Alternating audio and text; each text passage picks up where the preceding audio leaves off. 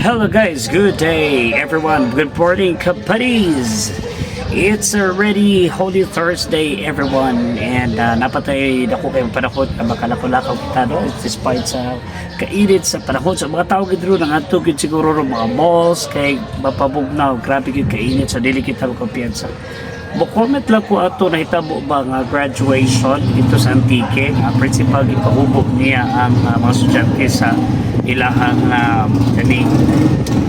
ilang program no?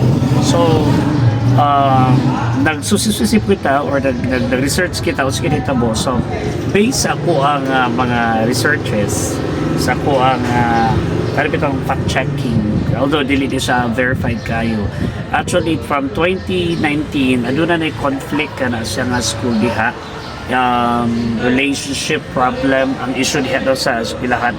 Wa magkasinabot ang maong principal o mga teachers o ang nabiktima or nakutanan ni makaluoy mga estudyante o ang mga ginikanan kaya nag-effort yun sila pero sila ginabot. So yun na rin na lang siguro ang isip isa ka leader, we have to take responsibility. So siguro naatay gitawag nga miscommunication na naitabo dito. Ang teacher sa ilang agreement wala natuman o ang principal hindi man ipabuo nila ilang mga dress no.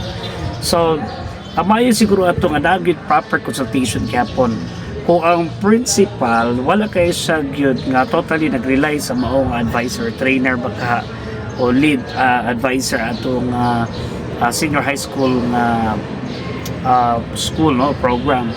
So what niya gihatag na niya pagsali sa teacher. However, as a principal, it is your duty to check no, to verify, to validate no, especially the things that you already agreed. Nagsabot na mo nga kinahanglan lang yun mag-uniform and supply. So nalagay sort of miscommunication, dili kita complacent kayo. We need to verify, we need to validate whether kaning agreements na tuman man siya o wala. So kanang sobra po nato ka kumpiyansa sa ato kagalingon dahil mga incidents nga usay ma-carried out sa emotions nga dili po siya maayo. If I were the principal and there is a lapse my part in coordination of problem dito, coordinating with the advisors. About na siguro nato ako sa supalabyon sa siya. Then after sa program magkada ko evaluation ngano na nato ngano wala mo follow sa instruction.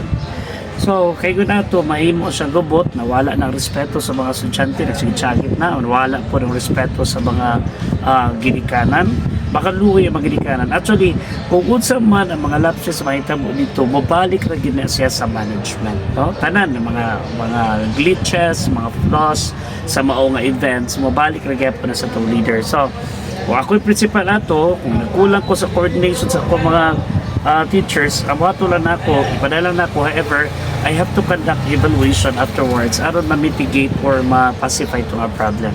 Alright, so sige, mauro to ako i-share ninyo guys about itong problema sa mga principal. Okay, good morning everyone.